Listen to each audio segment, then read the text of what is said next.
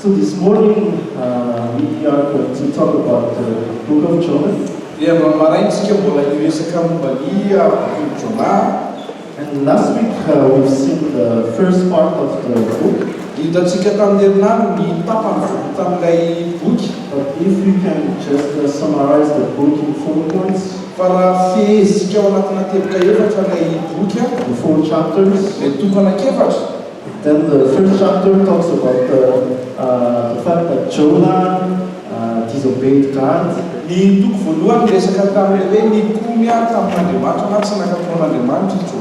And then he was thrown into the sea, and God provided a big fish.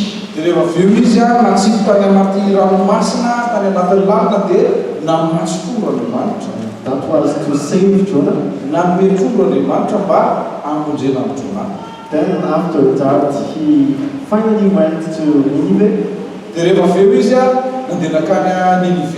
to preach against their wickedness.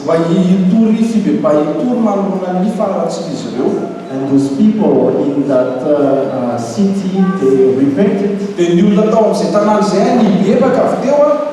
And Jonah didn't expect that. And actually, God forgave them.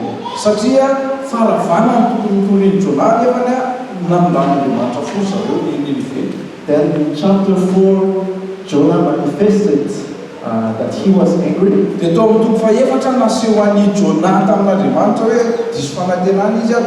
He was angry against God. So this morning, I hope that you have read the book through the week.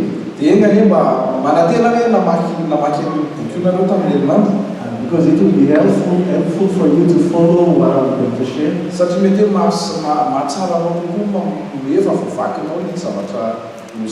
Because I might not read a passage particularly,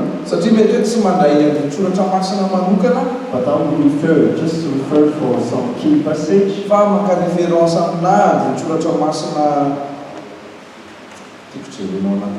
So what lesson can we draw from this story? I think one of the lessons, many lessons, but one of them that we can learn is obedience. And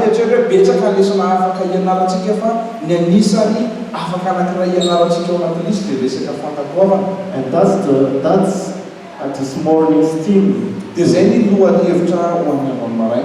The path of obedience. So we are going to see 3 points. Firstly, disobedience. Then secondly, unhealthy obedience.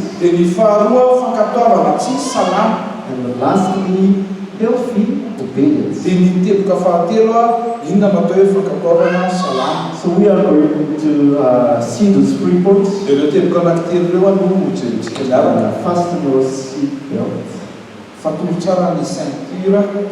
Because we're going to dive into the sea. So, first point, disobedience. Last week we have seen that the first part of Jonah's story, he disobeyed God.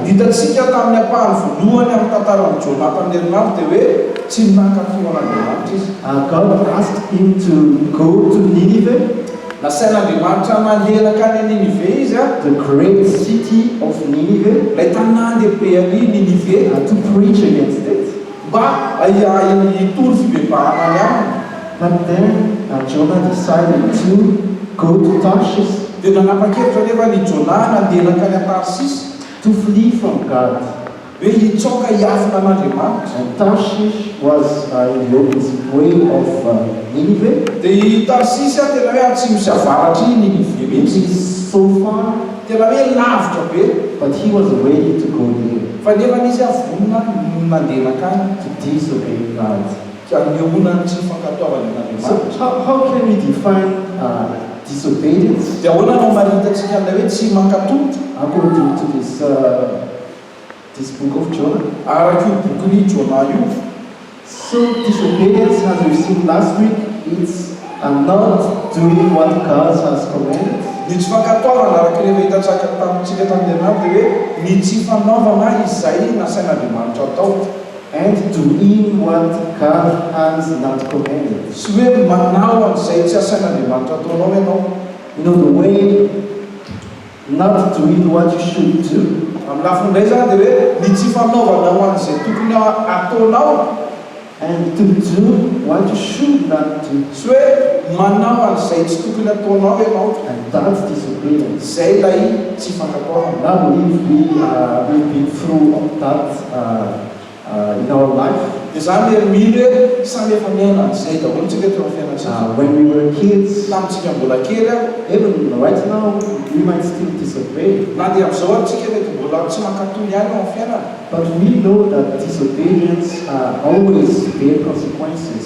Fa fantatsika nefa ny tsy mila misy vokany jinjaina foana ho arinan'ny tsy fankatoavana. We know that because we disobey, we get punished. Fantatsika rehefa tsy mankatotsika, rehefa tsy manaikitsika dia voasazy. And if we try to see the story of Jonah, the next thing in the story, Dia raha jerentsika ilay ny zavatra mitsangamanaraka ao am-pantarana, when he was on the boat, tamin'izy teo ambonin'ilay sambo, so the Lord sent a great wind, nandefa rivotra mahery Andriamanitra, a violent storm. tena hoe tafon-drivotra mahery vaika. Then the sailors who was with Jonah there, Dia ilay mpamsamby miaraka tamin'i Jonah tao they started to panic. nanomboka taitra zareo, nanomboka natawatra. But Jonah, Kanefa Jonah he fell into deep sleep. tena resy tompateraka izy tao amin'izay.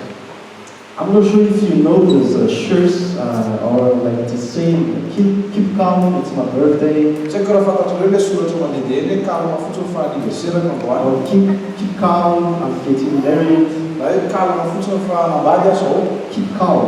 hoe kalmy, mba kalma. I think it comes from Jonah. Izany hoe toetra avy any amin'ny Jonah na nazonany fiteny Jonah is saying, keep calm and let me sleep. hoe kalma fotsiny fa loza mba hapoy. So the captain, he was not calm. Dia tsy faly ilay kapiteny avy eo, tsy kalma ilay kapiteny. And he woke up Jonah. Dia mifoazy ny Jonah, How can you sleep? efa ino ty loza mahoana nafahanao matory amin'izao? And then the sailor asked him, Dia nanontanian'ilay tatsambo izy avy eo, tell us who's responsible for this trouble. dia nianao aminay hoe iza mianton'izao fijalian'izao?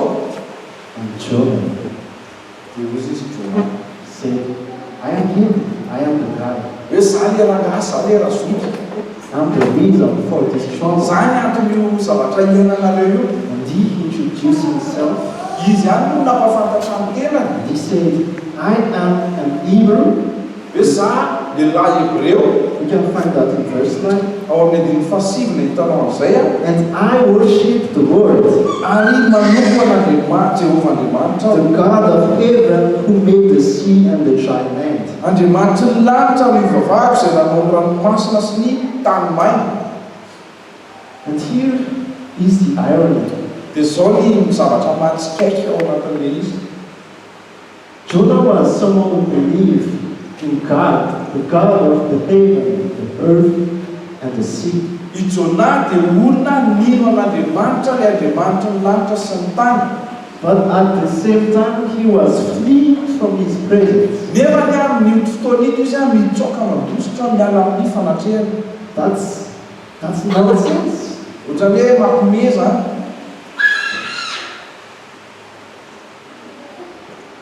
If I can take an example, Raha mandray ohatra anankiray a, it's like if you are the CEO of Telma ohatrany hoe ianao zany ohatra no CEO Demandelma, and your phone is actually orange. dia ny telefonanao nefany a orange. Or if you are Malagasy, Na ianao ohatra hoe malagasy, and now it's the lychee season, dia zao zao ny vanim-potoanan'ny lôtsia, after 1 month, afaka ray volana, and you would like to import lychee or to buy lychee in France. dia nataony hoe za navatra lôtsia avy any Frantsa mety aho, Malagasy lychee, you want to buy it in France. hoe hividy lôtsia malagasy ianao fa any France ianao manafatra anazy. or you can have it for free. I mean, not for free. For free if you have a ministry. Nefa mety hoe mahay am-poana izy raha manana hazona mety sy mahafoana nefa le izy. We have a daisy tree in our garden. Zay zao an-jaridainanay manana ledsy. That doesn't mean I'm going to share it. But it's crazy. I don't know if you see how crazy. Fa tsy haiko raha hitanareo hoe matsikaiky eo anatin'izay tantara zay. What Jonah is saying. Misy zavatra teneniny Jonah. He believed in the God of heaven, the sea and the earth. Mino an'Andriamanitra ny lanitra sy ny tany izy. At the same time, he's like playing a game with God. Ohatrany hoe lalao amin'Andriamanitra, lalao kilalao miaraka You amin'Andriamanitra. know this game when you play when you were kids. Fantatra hoe le kilalao filalaovintsika tamin'ny mbola kely. And sometimes we play that game like you hide, Mandraindray tsika milalao an'le manao akafina. but your parents already know where you are. Hoe mandeha miafina anao fa ray aman-dreny hoe mahafantatra hoe aiza ianao miafina. And you think there is a place that your parent cannot see. Dia mieritreritra ianao tamin'ny fahazazana hoe misy toerana tsy hitan'ny ray aman-drenao mihitsy ianao. But it's not possible with God. Fa nefa tsy possible mihitsy zay. Because God is the God of heaven, the earth and the sea. Satria Andriamanitra ny lanitra, ny tany sy ny ranomasina. So the point is, the real problem in Jonah's mind, Ny teboka ao anatin'izy dia hoe tena olana tao anatin'ny sain'i Jonah. he knew God. Fantany tsara Andriamanitra. He knew the story of Yahweh, Fantany tsara ny tantaran'ny Yahweh. the great I am, Ilay Andriamanitra lehibe. the one who saved the Israelite people from Egypt. Ilay nanavitra ny zanak'Israely avy any Egypte. He knew it was God Fantany tsara Andriamanitra in his mind. tao anatin'ny lohany. But he did not realize it. Fa nefa fantany tao an-tsainy zany Andriamanitra fa tsy tena niainany le izy. And that's why he was afraid, as we have seen last week. Dia zay no nahatonga azy nanatahotra araka ny hitantsika tamin'ny herinandro. He was afraid of the greatness of the Nineveh, of the Assyrian Empire.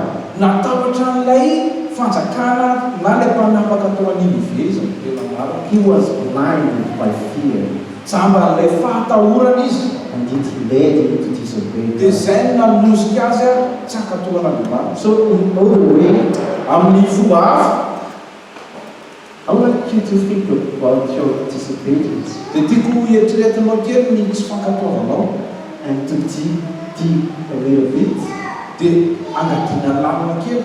on why are we disobeying God. Hoe fa maninona ka no tsy mankatohan'Andriamanitra. In this book of Jonah, Dia ao amin'ity bokon'ny Jonah ity he disobeyed, like disobedience is an outward portrayal of something inside. ny tsy fankatoavan'ny Jonah dia fanehoana avy ety avelany ny zavatra mitranga ao anatiny ao. Behind Jonah's disobedience, Zany hoe ao ambadika ilay tsy fankatoavan'ny Jonah dia there was fear, nisy tahotra tao aminy. not trusting God. Tsy niantomany tsy natoky an'Andriamanitra izy. So how about yours? Dia manahoana indray ny aminao. What's behind your disobedience? Inona ny ao ambadika ilay tsy fankatoavanao iny. The next question is, how did God deal with that? Dia ny fanontaniana manarika ahoana raha ny nataon'Andriamanitra avy eo manoloana an'izany. Because God sees what's inside. Satria Andriamanitra mahita ny zavatra mitranga ao anaty ao. And God is everywhere. Ary Andriamanitra manerana ny zavatra rehetra. So we can see from the story of Jonah Hitantsika avy amin'ilay tantaran'ny Jonah that God revealed himself to Jonah. hoe naseho an'Andriamanitra tamin'ny Jonah ny tenany. He revealed himself even in what we call randomness. Naseho any amina endrika ohatrany hoe tampotampoka kisendasendra ny tenany. The sailors, they were casting lots Ny loka le tantsamba to find who is responsible mba for the hafantana hoe trouble. iza mety ny tena miteraka olona matato. And it's amazing because it was Jonah. Dia mahagaga satria nitotona tany amin'ny Jonah le loka. So God can go through the fact that they were casting lots. Dia na inona zareo nanao loka iny ary dia Andriamanitra no nifehan'le vokatra. God is still in control of everything. mbola Andriamanitra foana no mifehy ny zavatra rehetra There rehetra. is no randomness in God. Tsy misy zavatra kisenasena zany ao amin'Andriamanitra. And he revealed that to Jonah. Dia izay naseho an'Andriamanitra tamin'ny Jona. At the same time, God revealed himself in the deepest of the sea. Dia ohatr'izay ihany koa tany anatin'ny lalina indrindra ny ranomasina tany no nanehoan'Andriamanitra ny tenany tamin'ny Jona. In the roots of the mountain, Tao anatin'ny faravodon'ny tendrombohitra. you know that behind the sea, maybe you can see the roots of the mountain. Rehefa miditra lalilany anaty ranomasina io mety mahita ny fanamban'ilay tendrombohitra. And God was there also. Dia Andriamanitra ihany koa dia tany anatin'ny lalina indrindra tany. So God, he was teaching Jonah that actually he is really everywhere.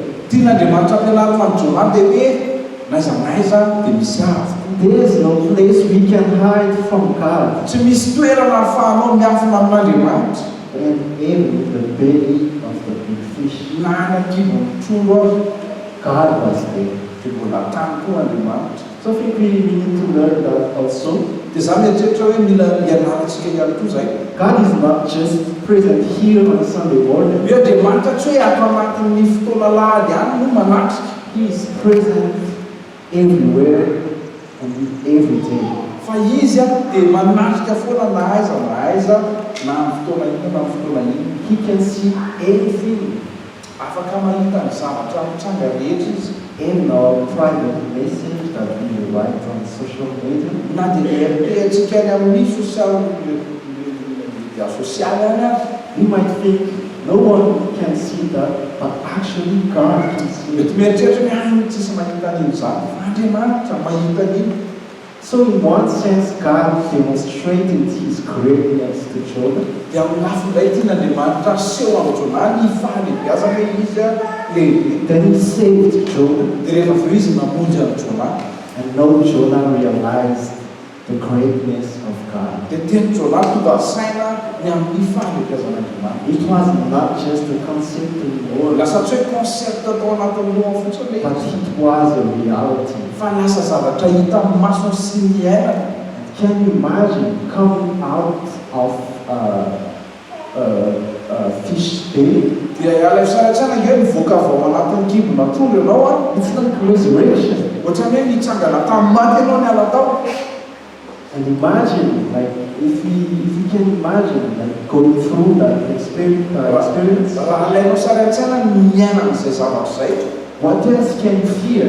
Inona zavatra mbola atahoranao ankoatran'izay? What else can you fear? Inona ny zavatra mbola atahoranao?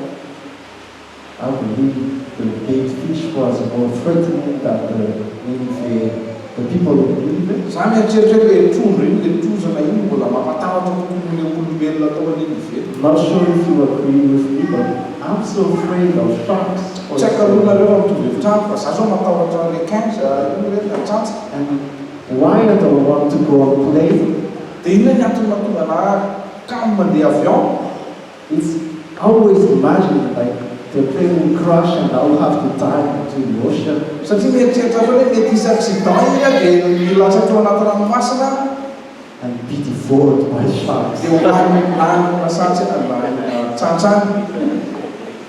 But we have a great God, Fa tsika nefa ny manana Andriamanitra lehibe. and He wants us to realize how great He is. Ary tiano fantatsika hoe lehibe izy, lehibe Andriamanitra. So that was a quick summary of last week's sermon. Dia izay nefa mitinana ilay tamin'ny herinandro. So if you were there last week, Raha tsy teo ianao tamin'ny herinandro, then you got the message. dia izay ilay hafatra. This morning, I'm going to share the second point, which is healthy obedience.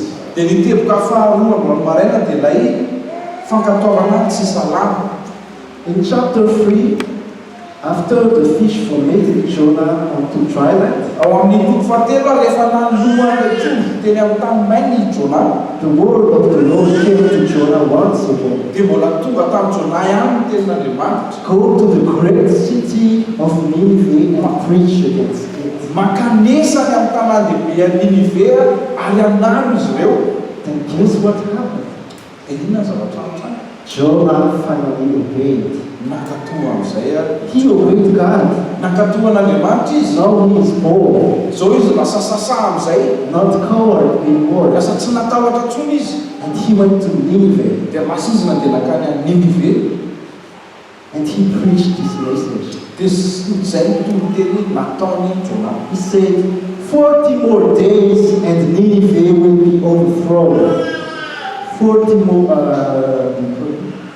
verse 3. andina fahatelo dia nitranga ny Jona nakany Ninive araka nyteny Jehova araka Ninive ay ary Jona ny antomboka nandeha tao an-tanàna lalana indray ihany ka nitoy hoe rehefa afaka 20 andro dia horavany Ninive. He was going through the city mivezivezy teo an-tanàna teo izy and preached boldly. dia tena nitombo tamin'ny fahasahina izy 40 more days and Nineveh will be dia afaka 20 overthrown. andro dia horavan'Andriamanitra Ninive. But the people in this city dia ny olona tao amin'ilay tanàna avy eo and their kings and their animals, ny mpanjaka sy ny biby rehetra tao they responded in a very unexpected way. namaly tamina fomba tsy nampoizina mihitsy. They repented and they fasted. Inona zavatra natao zareo nibebaka izy ireo dia nifady aminy. And in verse 10, when God saw that, dia amin'ny andiny fafolo rehefa hitan'Andriamanitra zany he relented and did not bring on them the destruction he had threatened. dia naneny izy ny loza izay nolazainy hamelezana azy ka tsy nataony zany. And what about Jonah? ahoana indray raha Jonaty As you said, he was not happy. araka ny tenenitsika teo hoe tehezitra Jona. He thought it was wrong. God was wrong. Nieritreritry hoe tena diso kosa rangaha Andriamanitra And he was angry against God. dia nitezitra tamin'Andriamanitra izy avy eo.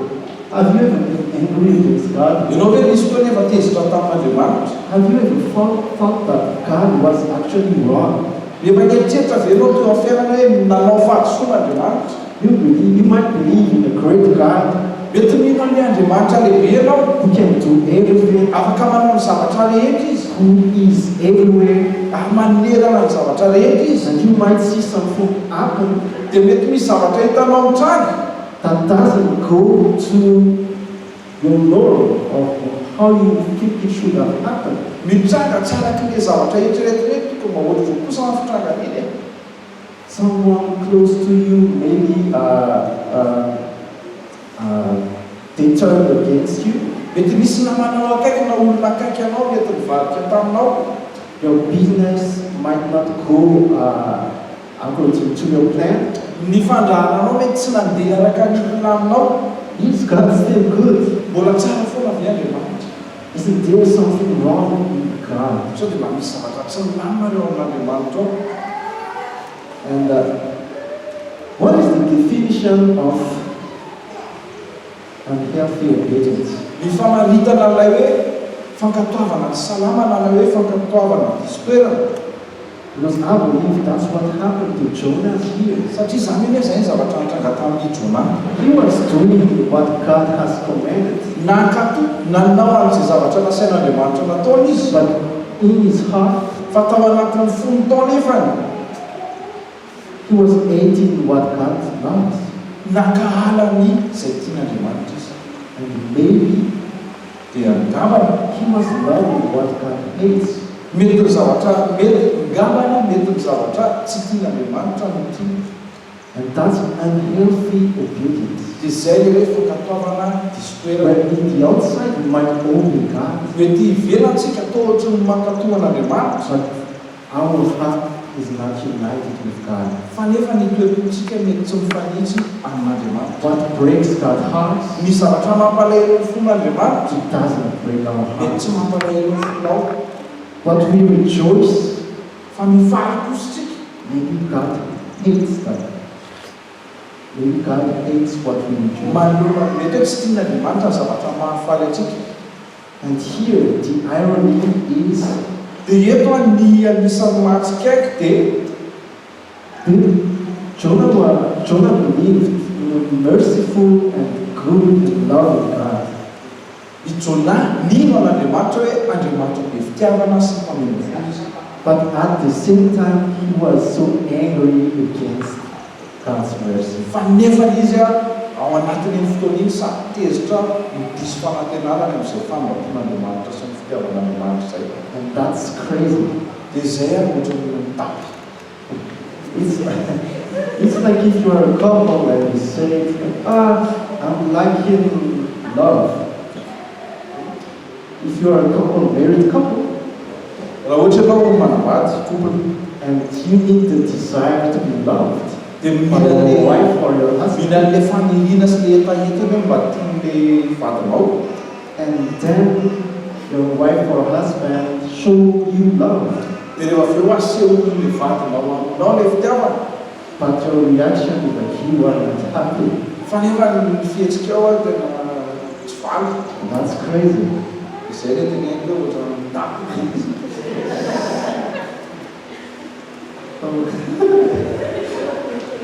What is the real problem here?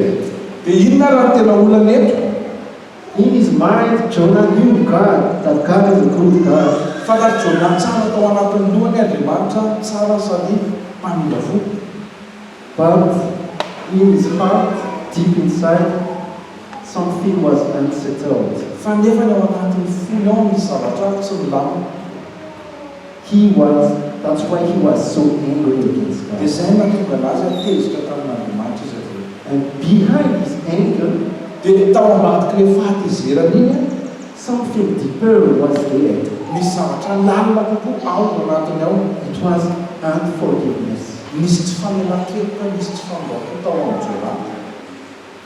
And I think it's good for us to check sometimes when we are angry, what is the reason?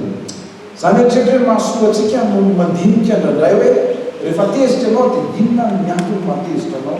And God deals with the reason.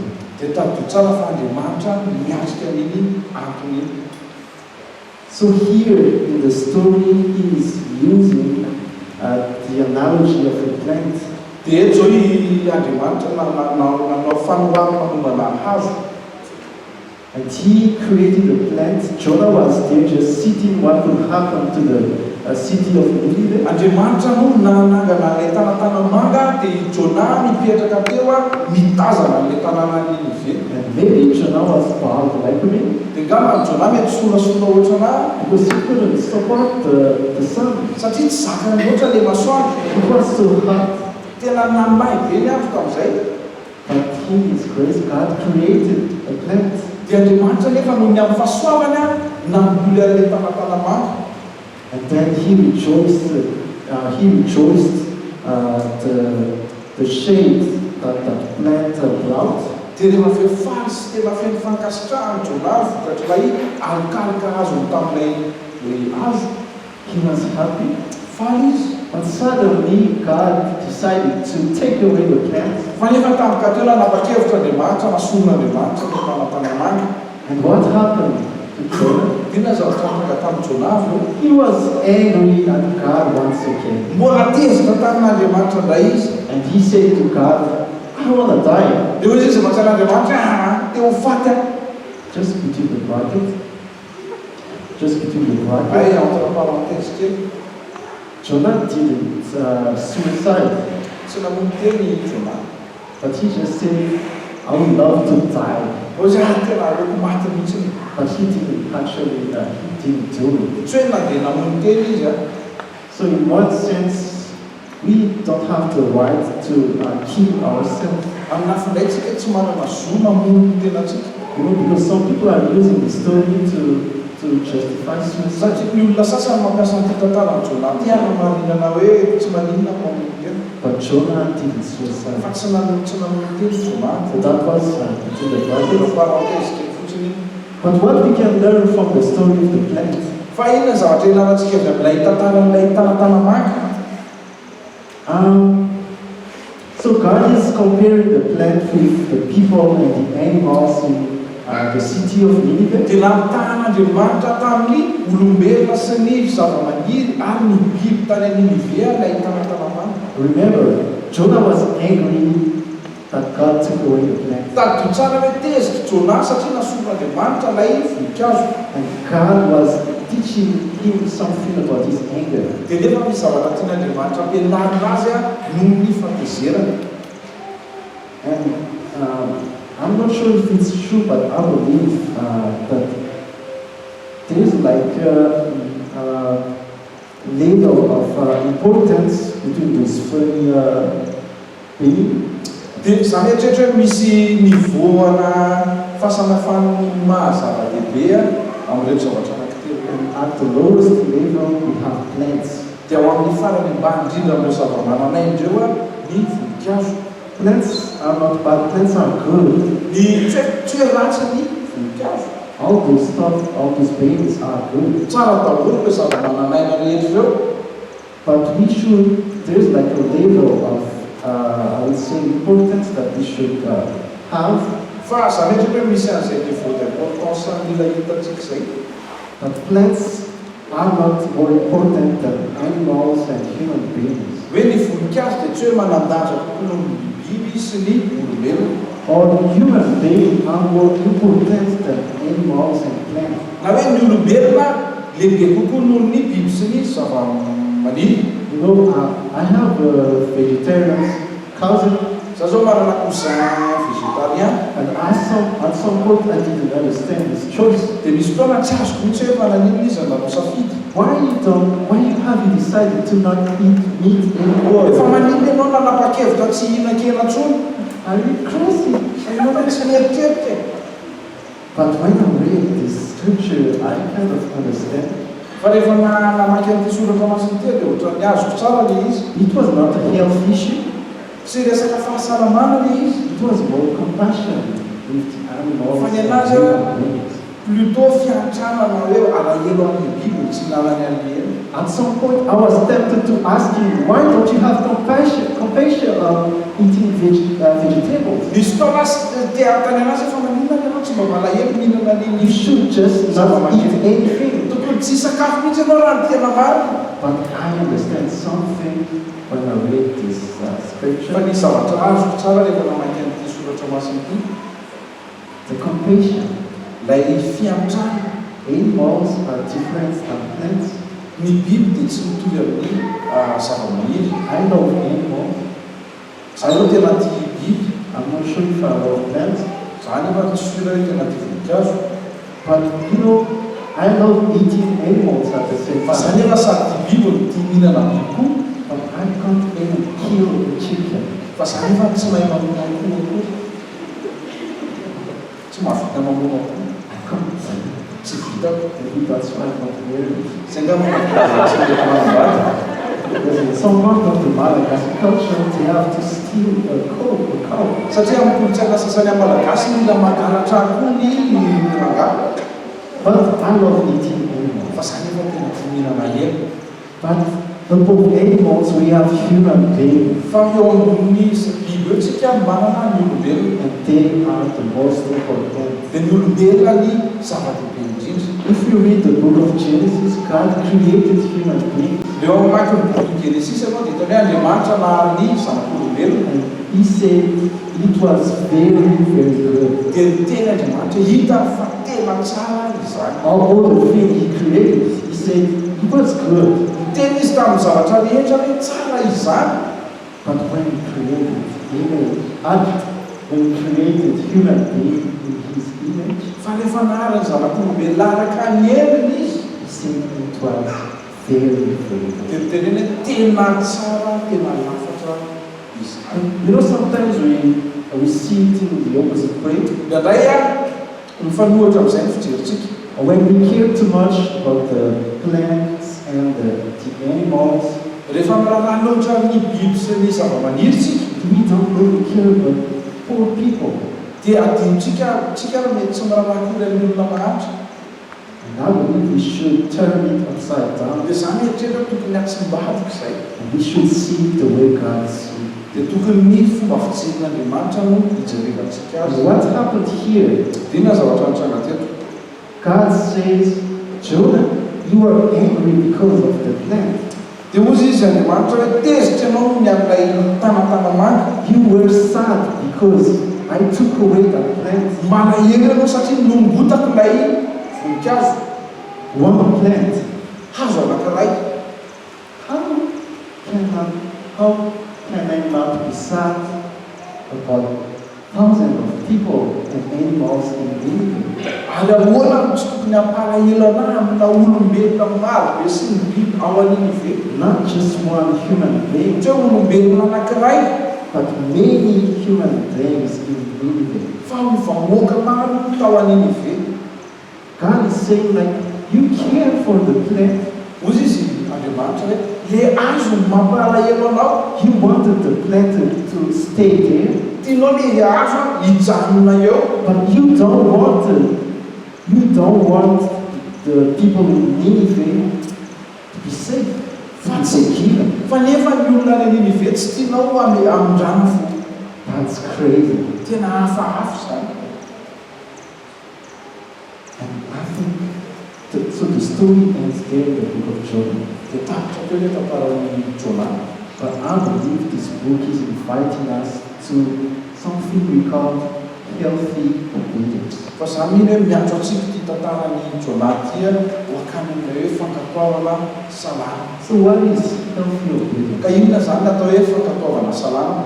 Healthy obedience is when you do what God has commanded, Ny fankatoavana salama dia manao an'izay asain'Andriamanitra ataonao ianao, and you don't do what He has, what you should not do. dia tsy ataonao izay tsy tokony ataonao. At the same time, you are loving what God loves, Dia nefa ny ianao ihany koa tia amin'izay zavatra tian'Andriamanitra, and you are hating what God hates. ary mankahala an'izay ankahalain'Andriamanitra. So that's healthy obedience. Izay le fankatoavana salama. Something from the inside out. Misy zavatra avy ao anaty makaty ivelany. Loving what God loves, being united with God in our hearts. Zany hoe ny fonao mifanitsy amin'ny fon'Andriamanitra, tia ny zavatra tian'Andriamanitra, Hating what He hates, mankahala an'izay ankahalain'Andriamanitra, doing what He has commanded. manao an'izay asan'Andriamanitra ataonao. It's not easy, it's challenging. Tsy mora zany. Because one thing that He is asking us to do nowadays Satria ny zavatra anankiray angatahany amintsika amin'izao fotoana izao is to preach the gospel dia ilay hoe mitoro filazantsara na mitoro filazantsara. to all the earth. Mitoro filazantsara amin'izao tontolo izao. Even sometimes it's not easy. Na dia tsy mora le izy indraindray. At some point, preaching the gospel may cost us our life. Indraindray raha ny fitorona filazantsara mety hoe miaritra manaina mihitsiny. But we should be ready to preach the gospel even at the cost of our life. Fa tokony ho vonona ianao mitoro filazantsara na dia hiaritra manainao azy. That's what we need to do. Izay no tokony ataontsika. But something deeper is to love our enemies. Fa lalina kokoa izay dia ny hoe tiava ny fahavaranao. That's what Jonah didn't get, to love your enemies. Izay ny zavatra tsy mety azo ny Jonah mihitsy hoe le hoe tiava ny fahavaranao. How can I love my enemies? Ahoana no fahako ny tia ny fahavarana? How can you love your enemies? Ahoana no fahana ny tia ny fahavaranao? That's Jesus' command. Izay ny didin'i Jesosy tamintsika. And He has a reason for that. Dia izy manana antony amin'izay. We are Jesus. We were Jesus' enemies. We were Jesus' enemies. Isika fahavaran'i Jesosy. We were sinners, Mpanota isika. unworthy. Tsy mendrika. We rebelled against God who created us. Mikomy tamin'Andriamanitra ilay nahary antsika isika. We did what was prohibited, Nataontsika ny zavatra tsy avelan'Andriamanitra ataontsika. and we didn't do what He has commanded. Dia tsy naharahantsika ny zavatra nasaina ataontsika. We rebelled against God. Tena hoe mikomy tamin'Andriamanitra isika. But then what happened? Inona nefa ny zavatra mitranga? If we deserve eternal death, Raha fahafatesana mandra izay no tokony homendrika ao antsika. in His great love and mercy, dia Andriamanitra nefa ny ao amin'ny fitiavany lehibe sy ny fahandram-pony lehibe. That's the good news. Izay rehefa vao mafana, He made a way izy no nanokatra lalana ho antsika for us to be forgiven mba ahafahantsika mandray fanomboatana in Jesus Christ. ao amin'i Jesosy Kristy. In Jesus Christ, God is showing His love for His enemies. Ao amin'i Jesosy Kristy no anehoan'Andriamanitra ny fitiavany ny fahavalony. When Jesus was hanging there on the cross, Samy Jesosy miantona teo ambony hazo He fijaliana. said, forgive them because they don't know what they do. Dia ozy izy mivavaka nataon'i Jesosy hoe mamelany elo fa tsy fantan'izay atao. How can we love our enemies? Ahoana mahafahantsika mity ny fahavalony? How can we share the gospel even at the cost of our life? Ahoana mahafahantsika mizara ny filazantsara na dia mianatra manaintsika azy? It's because in Jesus we have God who loved His enemies Satria ao amin'i Jesosy sika manana ilay Andriamanitra tia ny fahavalony and who gave His only begotten Son ary nomeny ny zanalahy tokana for us. ho antsika. That's the gospel. Izay le afatry ny filazantsara. That's the good news. Izay rehefa vao mafana, And my prayer is that we would not just know the gospel in our head, dia ny vavaka ataoko dia mba tsy ho fantatsika ao anatin'ny lohantsika fotsiny ny filazantsara, but that we would realize it in our heart, fa mba tena mitsapatsika ao anatin'ny fontsika, that we would realize how great and how good is our God. mba tena mitsapatsika hoe lehibe sady tsara ny Andriamanitsika. Do you believe that? Mino an'izany ve ianao? Yes. Raha eny, Can I hear an amen? vatovy amen. The glory be to Jesus only. Dia an'Andriamanitra ny eny ho an'i Jesosy any ny voninahitra. Now I'm going to ask you to close your eyes Dia angatahaka ianao anakiny masonao ankehitriny and to think about your obedience. dia eritrereto ny fankatoavana.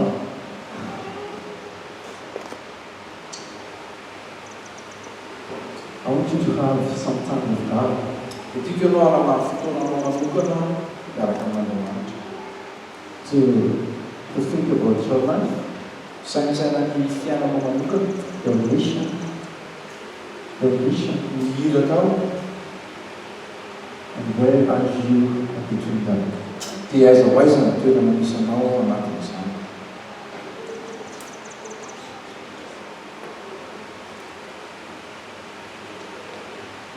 Maybe you can ask God to reveal Himself to you. Afaka mangataka amin'Andriamanitra ihany koa ianao mba haneho ny tenany aminao, For you to see how great and how good He is.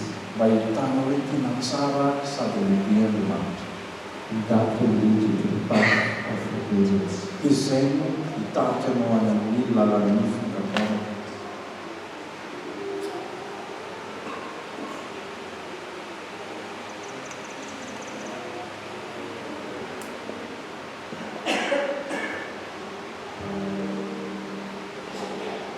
Think about your heart, what raise your heart. Eritrereto ny zavatra mety mandatra ny fonao, mampalahelo ny fonao. What is the thing that you love? Eritrereto ny zavatra tena tianao. What is the thing that you hate? Inona ny zavatra tena hankahalainao? Do you love God with all of your heart, or Tena- with your strength? Tena tianao amin'ny fonao manontolo sy amin'ny lerinao rehetra ve Andriamanitra? Is there something in your life that you love more than God? Misy zavatra avy eo amin'ny fiainanao tianao mihoatra ny fitiavanao an'Andriamanitra. Money, possession, Mety fananana mety ava-tokoa, people. mety olona.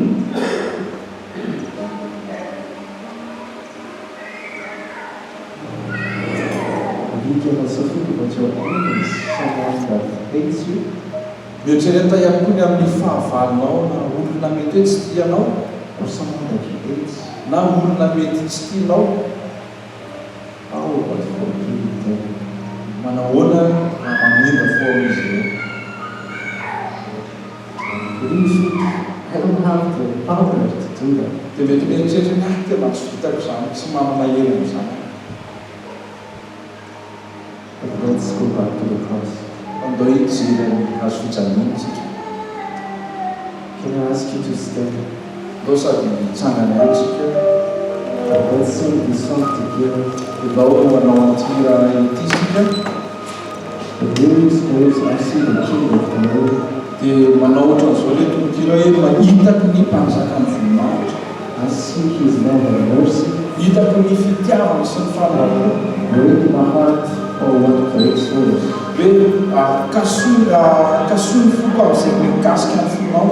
As we sing this song, eo anatin'ny firantsika amin'ity I'm going to encourage you, I'd like to encourage you to sing it with your heart. dia tiamporisika anao hoe irao amin'ny fonao manontolo ty hira anankiray ty. May it be true for you. Eny anefa tena marina aminao izay misy zay.